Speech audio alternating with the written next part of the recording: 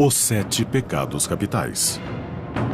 Os 7 pecados capitais, eles existem em cada um de nós.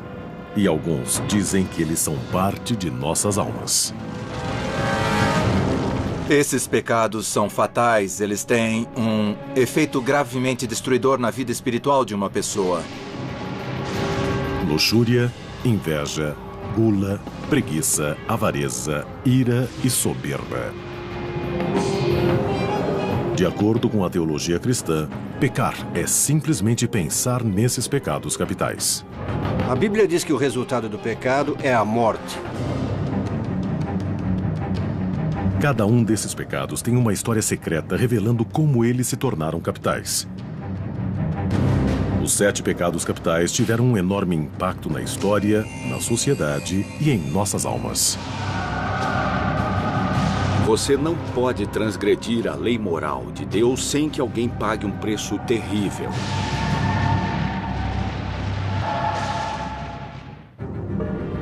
E o mais sedutor dos 7 pecados capitais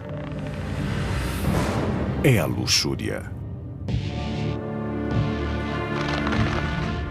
Os 7 pecados capitais não aparecem na Bíblia Sagrada. Então, de onde eles vieram? Os 7 pecados não estão exatamente na Bíblia. Quero dizer que não há uma lista desses pecados. Isso tudo foi criado a partir de interesses éticos da antiga igreja. Em aproximadamente 375 d.C., um monge cristão fugiu das tentações de Constantinopla para um pequeno monastério no deserto egípcio.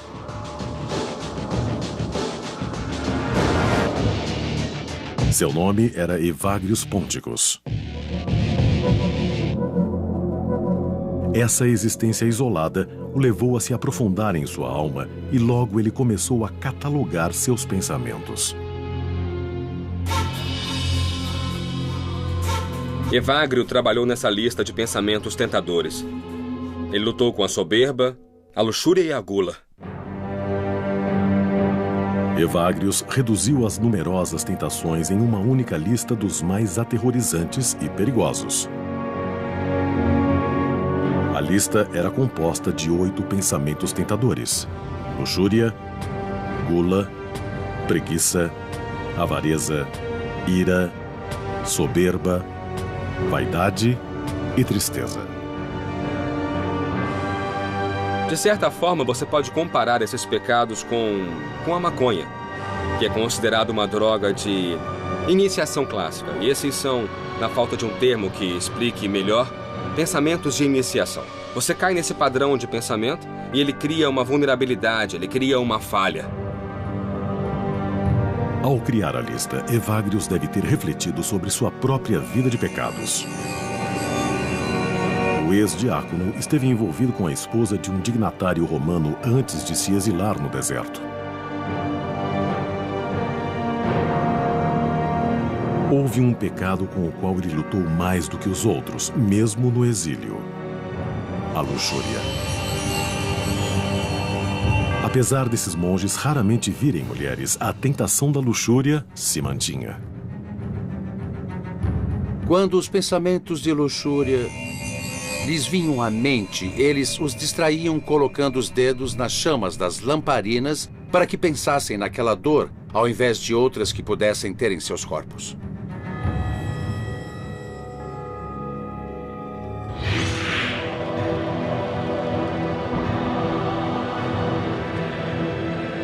O pecado da luxúria. Os antigos devotos chamavam de desejo desmesurado de prazer carnal. A Bíblia fala em fornicação, adultério, tentações da carne. O desejo sexual é tão poderoso que domina e destrói.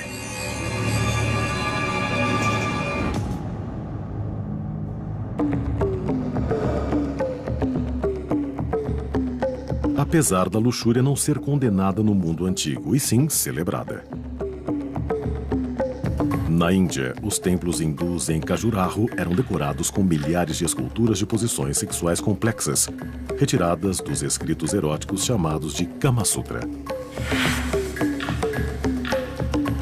Esse antigo texto hindu detalha 64 tipos de atos sexuais e discute os aspectos sagrados das práticas da prostituição, do sexo grupal, da homossexualidade e do sadomasoquismo. No Kama Sutra, sexo e religião são um só. Mais perto de nós, o mundo greco-romano construiu monumentos para celebrar a sexualidade. Na Grécia clássica, fronteiras e estradas eram marcadas com gigantescos pênis de pedra chamados Herma, por causa do deus Hermes da fertilidade. O deus Dionísio era adorado com rituais sexuais selvagens nas florestas. O sexo era parte da religião. Na verdade, a palavra grega orgia significava originalmente ritual secreto. A atitude greco-romana em relação à sexualidade era mais parecida com a nossa, e para eles não havia nada que fosse proibido. O sexo era um tipo de experiência total do corpo. Tudo isso era perfeitamente aceitável para as classes superiores nas sociedades gregas e romanas.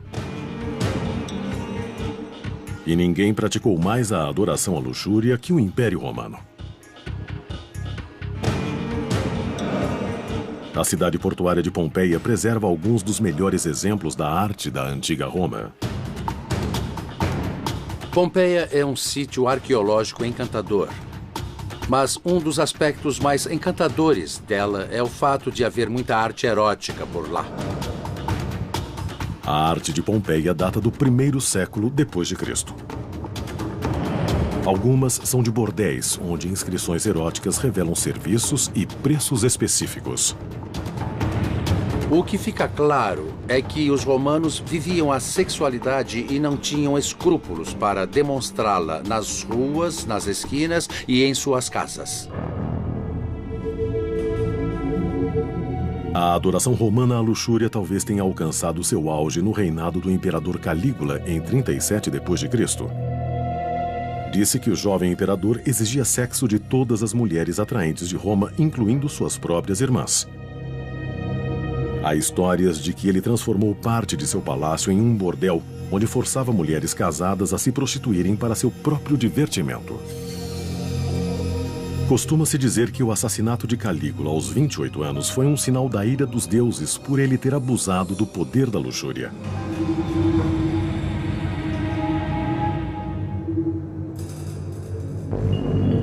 Os romanos transformaram a luxúria numa deusa, Vênus, a deidade voluptuosa da sexualidade.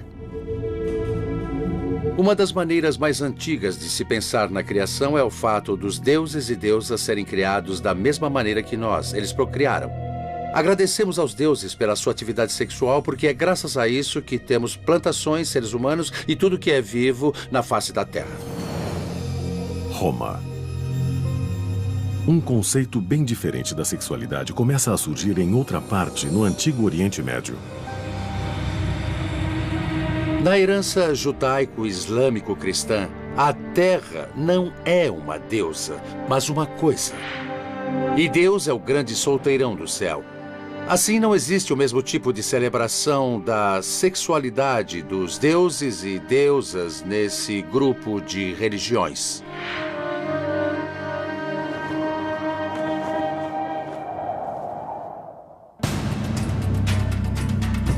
Deuteronômio. O Velho Testamento tem sua própria lista de deveres e proibições, mas não são os 7 pecados capitais. São os 10 mandamentos.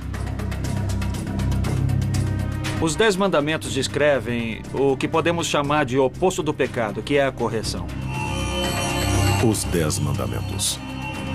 Há 2 mandamentos sobre a luxúria: não cometer o adultério e não cobiçar a mulher do próximo.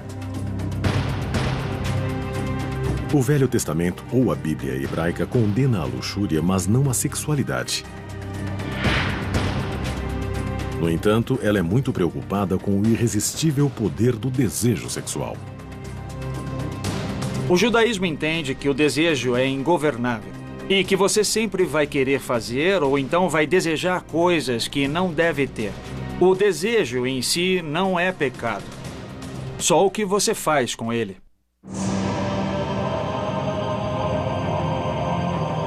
O cristianismo herdou essa tradição e a expandiu. Jesus diz aos seus seguidores que eles cometem o pecado do adultério mesmo quando apenas olham para uma mulher com desejo. Jesus aponta e enfatiza os pecados do pensamento. Você pode cometer o adultério mentalmente. Jesus diz que a punição para o pecado é o inferno, a danação eterna. Os fiéis acreditam que, cometendo os 7 pecados capitais, uma pessoa vai para o inferno. Apesar de, em lugar algum da Bíblia, haver uma descrição do inferno. A representação mais poderosa da danação para os pecadores vem gerações depois da pena do escritor italiano Dante Alighieri. Foi por volta de 1320 d.C. que Dante escreveu A Divina Comédia, uma descrição elaborada do inferno, do purgatório e do paraíso. A história começa quando Dante se vê perdido nas florestas escuras.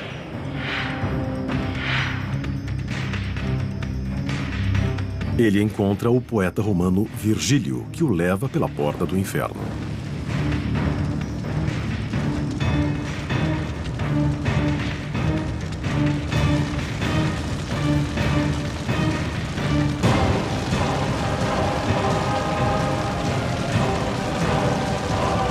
Dante descreve os 9 círculos do inferno. Os círculos têm punições progressivamente piores, do pecado menos ofensivo até o mais terrível. Todos os 7 pecados capitais estão representados. O preço que cada pecador deve pagar é de acordo com o crime que cometeu.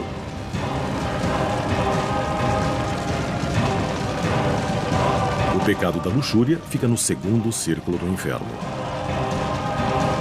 Aqui, os acometidos pela luxúria são jogados pelos ares por ventos faiscantes sem esperança de descanso. Acredita-se que a punição seja um símbolo do poder tempestuoso da luxúria.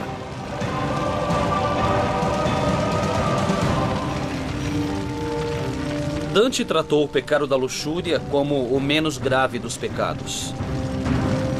Considera-se que ele tenha pegado leve porque seria mais culpado por esse pecado. Dante visita depois o purgatório, onde os luxuriosos são purgados pelas chamas que os consomem, como o desejo sexual um dia os consumiu. A representação de Dante foi tão poderosa que se tornou a versão do inferno mais comumente aceita pelo cristianismo. Mas essa representação do inferno não tem nada a ver com a Bíblia. Os círculos do inferno e as punições dos condenados só vêm da pena de Dante.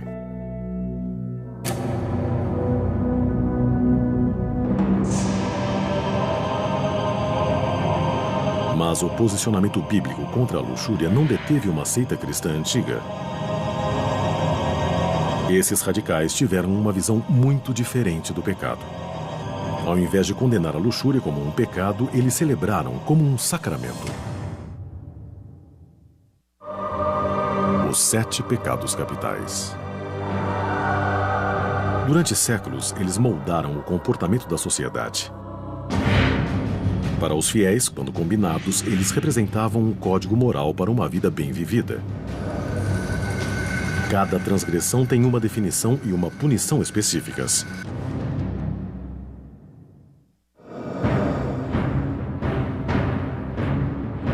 A religião cristã é bem específica em sua visão da luxúria. A Bíblia cristã diz: nem os imorais, nem os idólatras, nem os adúlteros, nem os efeminados, nem os sodomitas irão herdar o reino de Deus. Bíblia Sagrada. Nem sempre houve consenso nas visões sobre esse pecado. Um grupo de cristãos antigos via a luxúria bem diferente.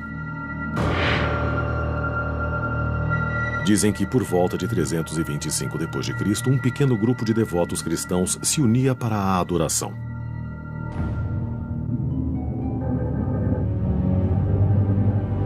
O serviço começava com o ritual do desnudamento, seguido por uma unção. Depois, uma massagem em grupo e culminava num ato sexual entre o sacerdote e a sacerdotisa. A seita era chamada de carpocrática, parte de um movimento chamado de cristianismo gnóstico. A palavra gnóstico vem da palavra grega gnosis, que significa conhecimento ou informação. Os gnósticos tinham uma ideia muito diferente sobre o que era pecado. Na verdade, no Evangelho de Maria, Jesus diz claramente que não existe o pecado. O bispo do século IV, Epifânio, descreve a orgia gnóstica em detalhes. Eles entram em um frenesi entre si, sujam suas mãos em suas secreções e rezam totalmente nus.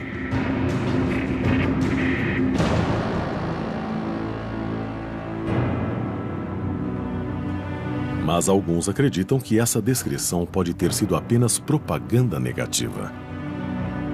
Os caçadores de heresias, os heresiólogos, estavam ávidos para acusar seu propósito espiritual de qualquer falha. Eles diziam que alguns gnósticos faziam sexo com quem quisessem. Eles faziam festas de sexo, consumiam fluidos corporais uns dos outros. Era o que os heresiólogos diziam. Parece que a linha principal da igreja cristã viu o culto à luxúria como uma ameaça ao seu poder e às suas almas. Então, ela reagiu. Os evangelhos gnósticos foram destruídos. Os grupos foram proscritos, deixando para a história somente os contos sombrios dos cristãos antignósticos.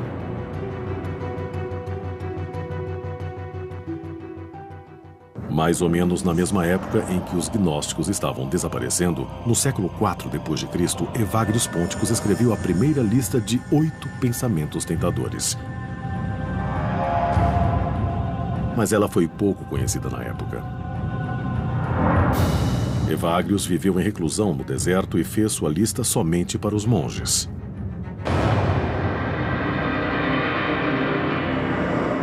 Os 7 pecados capitais só foram difundidos 200 anos depois. O Império Romano tinha ruído e, com ele, a Idade das Trevas começou. A atitude sensual e aberta com relação à luxúria foi esmagada. Ela foi substituída pelo poder crescente da Igreja. Foi nas mãos do reformador Papa Gregório o Grande que os 8 pensamentos tentadores se transformaram nos mais dramáticos 7 pecados capitais. Na criação da lista, o Papa eliminou a tristeza e a vaidade e acrescentou a inveja para fazer os 7 pecados capitais que conhecemos hoje: luxúria, inveja, gula, preguiça, avareza, ira, soberba. O Papa Gregório depois os divulgou pelo mundo cristão. Apesar de não serem encontrados na Bíblia, os 7 pecados capitais se tornavam agora uma doutrina cristã. Gregório é considerado um dos grandes reformadores na história da Igreja. Foi outra de suas mudanças radicais na doutrina cristã que teve um efeito enorme na Igreja, no conceito de pecado e principalmente no pecado da luxúria.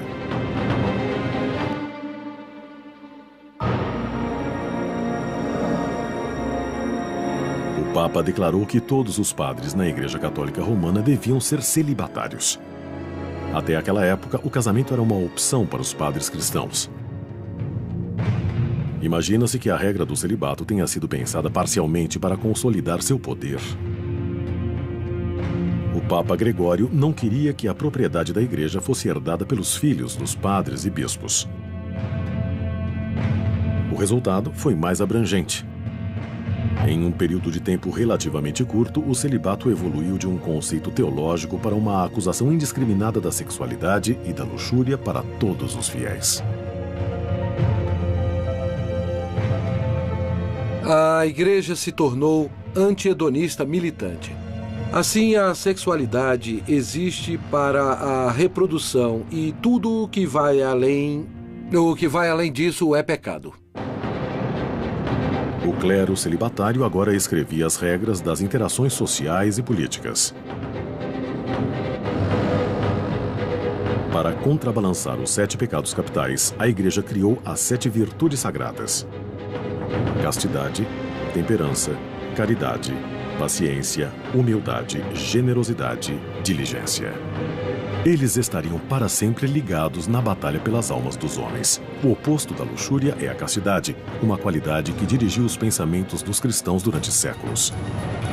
Para os teólogos medievais, o problema não era só a luxúria, mas qualquer forma de sexualidade. A Idade das Trevas condenava a luxúria mesmo no casamento. Essa seria a atitude da civilização ocidental em relação à sexualidade por quase 1000 anos. A luxúria foi demonizada. A crença popular da época era de que cada pecado podia habitar ou possuir uma pessoa em forma de um demônio específico. O único jeito de livrar os afligidos por esses demônios era pela prática do exorcismo. Vamos, saia!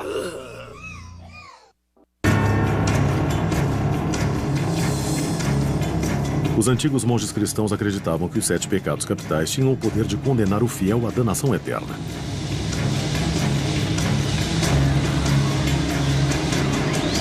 Quando homens e mulheres devotos cometiam pecados, alguns acreditavam que isso se devia a demônios.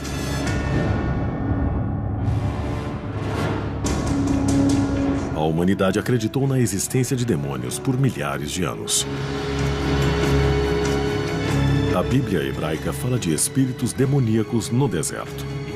Jesus exorciza demônios no Novo Testamento. Monges lutavam contra demônios da luxúria e de outros pecados através da oração e do jejum. Dizia-se que demônios eram anjos que tinham se rebelado contra Deus e se unido a Satanás.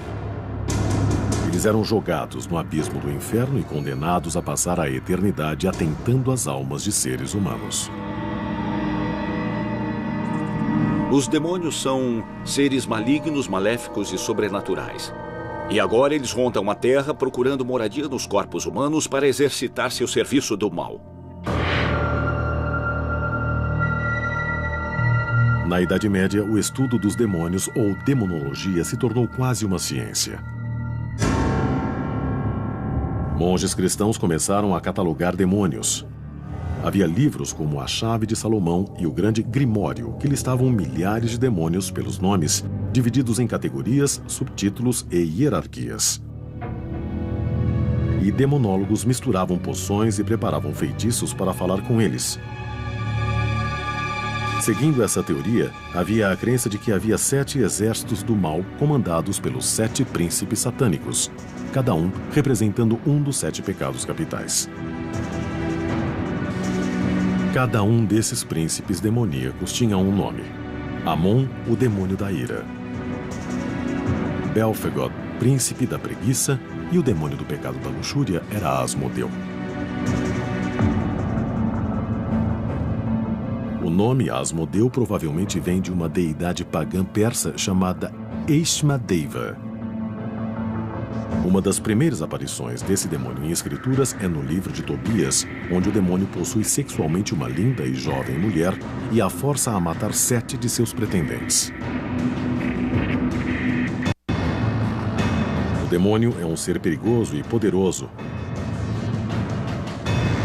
Mas textos mágicos, como o Testamento de Salomão, dizem que Asmodeu podia ser controlado através de feitiços. Também se achava que esse príncipe demoníaco podia ser forçado a realizar os desejos sexuais e até podia permitir relações sexuais com belos demônios femininos, chamados de súcubos, que davam prazeres incríveis enquanto consumiam as almas dos humanos.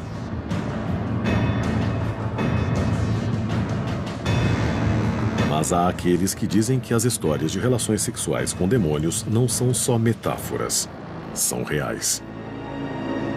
E assim... Eu renuncio a qualquer direito legal que detenha meu destino. Em suas missas na igreja, o pastor Bob Larson trava sua própria batalha contra esses príncipes demoníacos.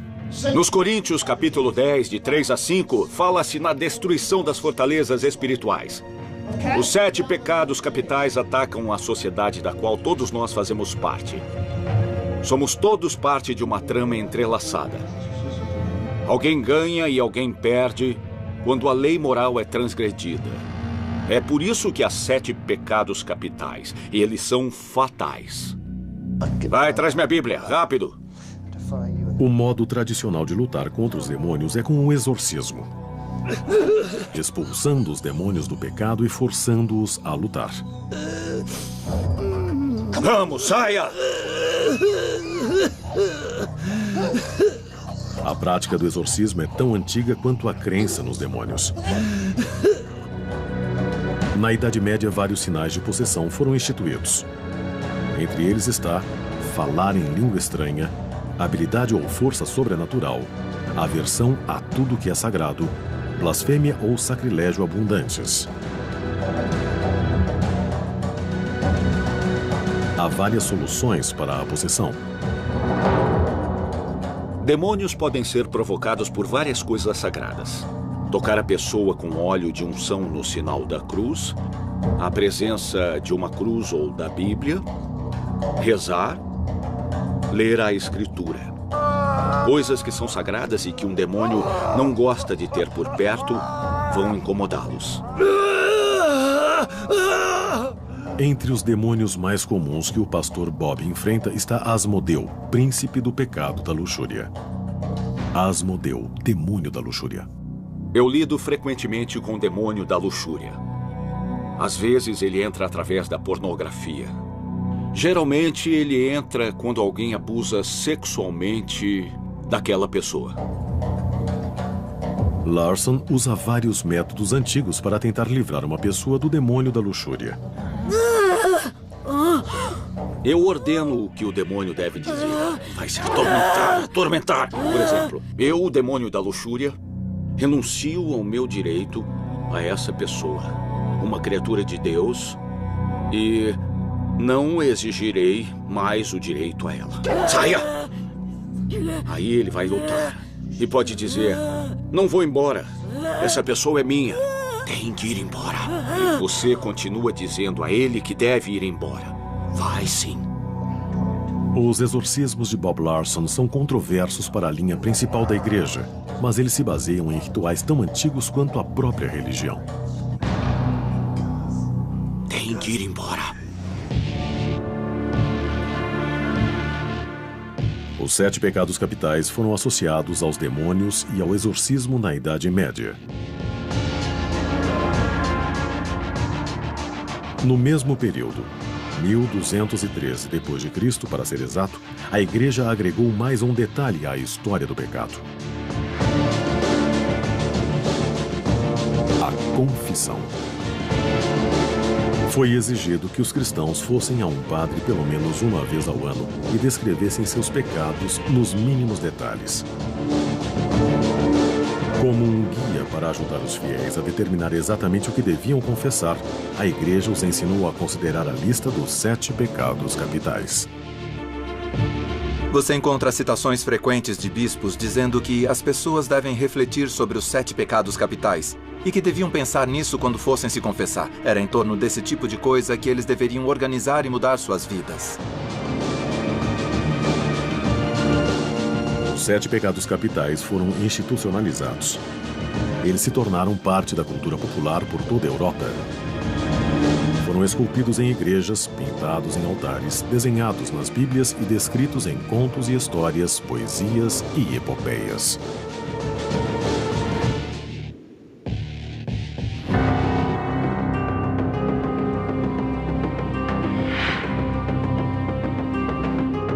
Depois, no século XVI, o mundo cristão bem ordenado mudou dramaticamente. O cristianismo se dividiu em 2 campos, o protestante e o católico. A cisão é chamada de Reforma Protestante. Ela começou em 1517 e durou mais 150 anos. Um dos pontos principais de diferença era que os protestantes rejeitavam o conceito da confissão, mas mantinham um profundo interesse no pecado da luxúria.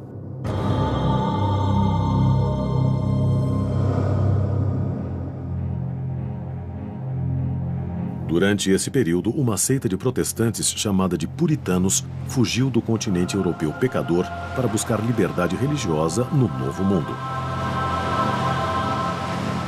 Os puritanos foram nomeados assim por causa de suas crenças devotas e seu objetivo principal de criar uma forma mais pura de adoração e doutrina.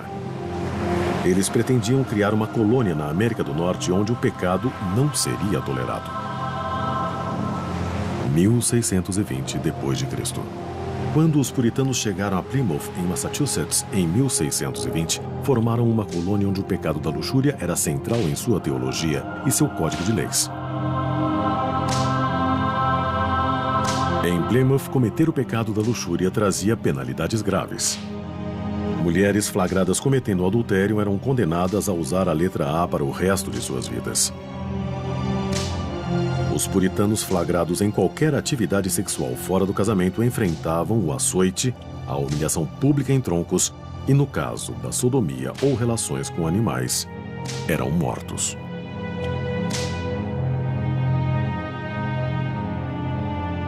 Apesar da visão repressiva dos puritanos, o pecado da luxúria nunca foi eliminado. Alguns dizem que é porque a humanidade sempre teve a luxúria inata.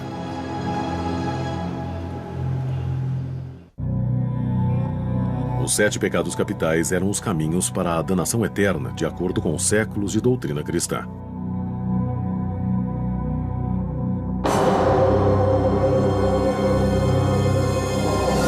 O pecado da luxúria é condenado na Bíblia, na tradição cristã e na herança puritana americana. Mas apesar da repressão, o demônio da luxúria nunca desapareceu.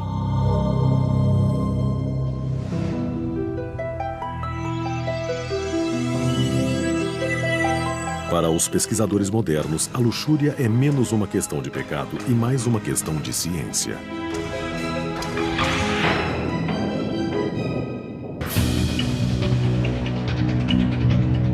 Os 7 pecados capitais são totalmente carregados de biologia. A luxúria, a ira ou a avareza são sentimentos que, se praticados com moderação, contribuem para o sucesso dos indivíduos que os praticam.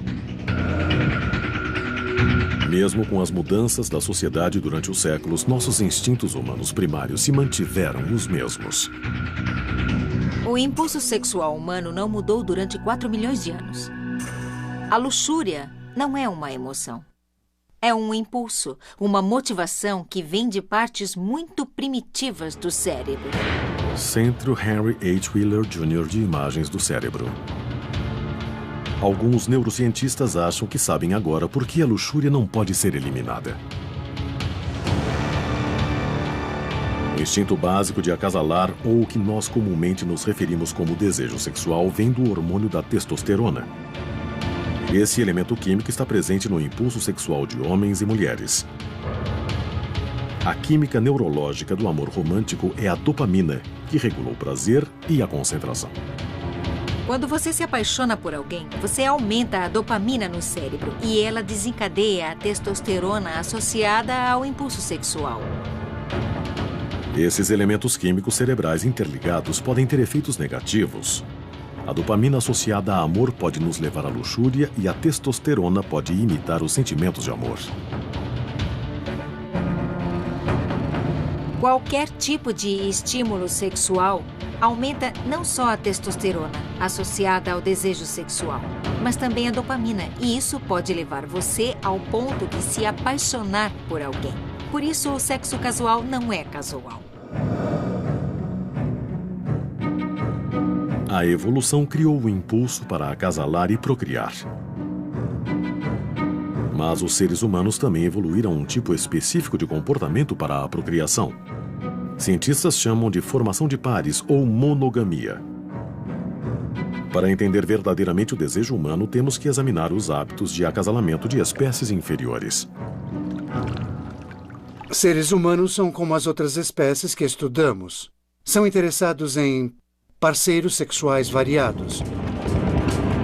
Biólogos falam sobre o que chamam de CEP, o que os humanos chamariam de adultério. CEP significa cópulas extrapar. Evidências genéticas revelam que mesmo espécies que formam pares, como os lobos e os cisnes, geralmente parecem ter algo mais por fora. O motivo biológico para as cópulas extrapar é simples. Traição e adultério dão uma vantagem evolutiva às espécies. Se você é macho, a vantagem é que pode acabar inseminando mais fêmeas e se tornando pai sem grandes esforços. Para as fêmeas, a vantagem é ter fontes adicionais e melhor material genético.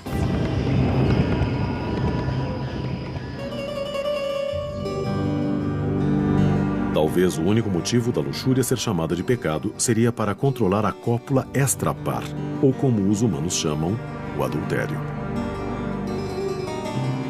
Se alguém anda por aí na luxúria, há uma chance de acabar copulando com minha mulher. Ou se sou uma mulher, podem acabar competindo comigo pelo meu homem.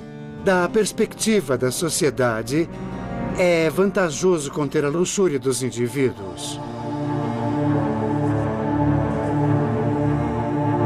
Durante séculos, houve uma grande cruzada para reprimir o pecado da luxúria que obteve muito sucesso. Bíblia Sagrada. Mas o início do século XX seria um renascimento. E a luxúria se beneficiaria dele. As 25 celebridades mais sensuais. Os 7 pecados capitais foram compilados pela Igreja Cristã como um código moral para todos os fiéis. O pecado da luxúria teve uma história cheia de altos e baixos. Celebrado entre os antigos gregos e romanos, difamado na Idade Média e até mesmo proscrito pelos puritanos na América.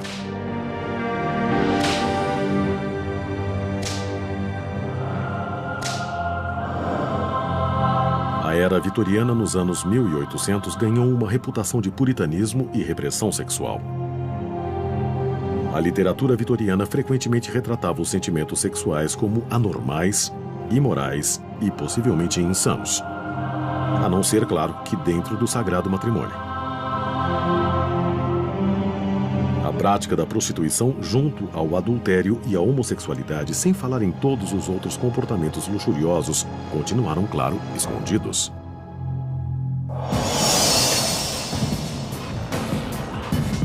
Uma nova era para a luxúria começou na virada do século XX, quando a industrialização trouxe avanços tecnológicos e urbanização. As garçons dos anos 20 marcaram uma evolução no conceito de luxúria, uma nova visão sexualizada da mulher. Nos anos 50, a pílula anticoncepcional estava disponível e pronta para transformar a sexualidade e o pecado da luxúria.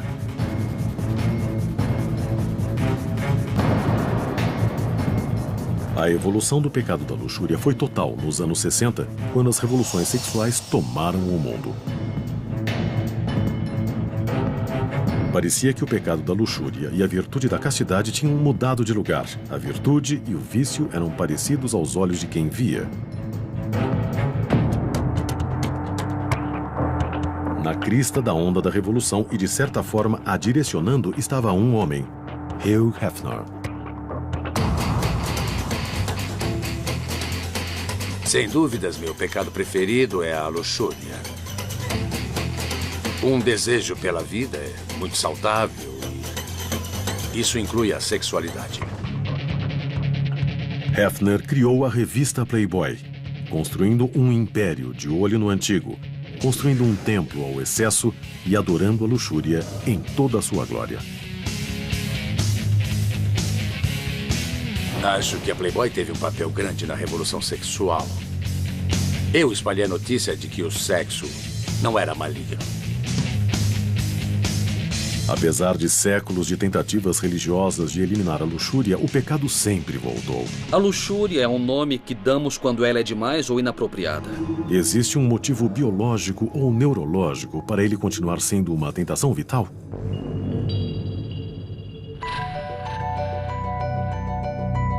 Em Seattle, Washington, somente pessoal autorizado, forte campo magnético, perigo.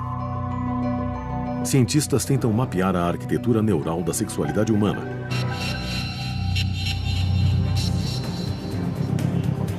O Dr. Ken Meravia investiga como a luxúria e a sexualidade afetam cada parte do cérebro humano. Ele usa duas tecnologias. Uma é a máquina de ressonância magnética. A outra tecnologia é um simples aparelho de DVD. Apresentamos às nossas cobaias estímulos que consistem em cenas de sexo explícito para provocar sua habilidade de ficarem excitados. O experimento é simples. As cobaias são expostas a vídeos neutros para se conseguir uma base. Depois, as imagens se tornam mais sexualmente explícitas durante alguns minutos, enquanto Meravia e sua equipe assistem às mudanças no cérebro da pessoa. Temos áreas nos lóbulos frontais que são associadas à recompensa e aos sentimentos de prazer. Elas são ativadas com a excitação. A amígdala se ativa e essa é uma das áreas de avaliação na tomada de decisões do cérebro.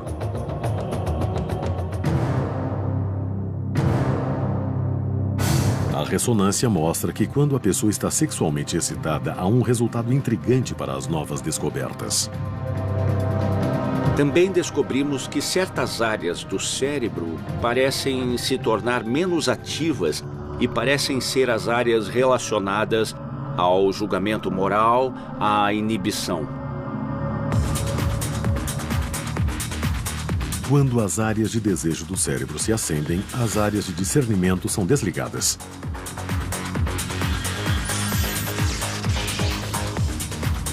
A conclusão: quanto mais uma pessoa fica excitada, menos acesso ela tem ao discernimento claro.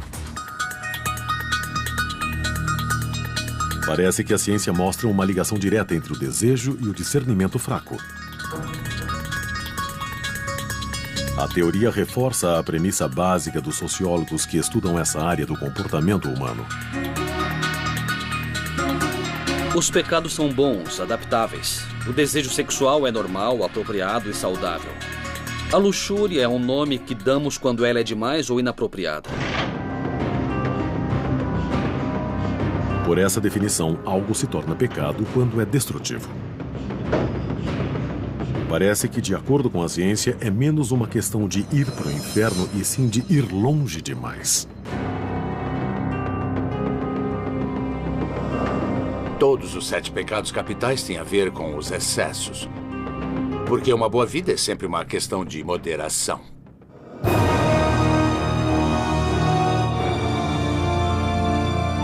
As mesmas energias que nos motivam a fazer o bem podem ser desviadas e nos fazer pecar.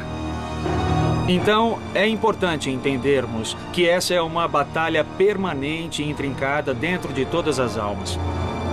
A qualidade de sua vida e o sagrado de sua alma dependem das decisões que você toma todos os dias de sua vida.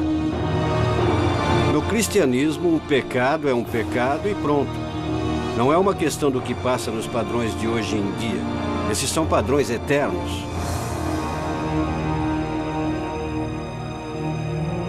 A questão continua. A prática da luxúria, da inveja, da gula, da preguiça, da avareza, da ira ou da soberba condena alguém a uma eternidade de punições nos abismos do inferno? Acredite no que for, os 7 pecados capitais continuam relevantes, porque ainda afetam a sociedade, a nós e, possivelmente, nossas almas. Os 7 pecados capitais.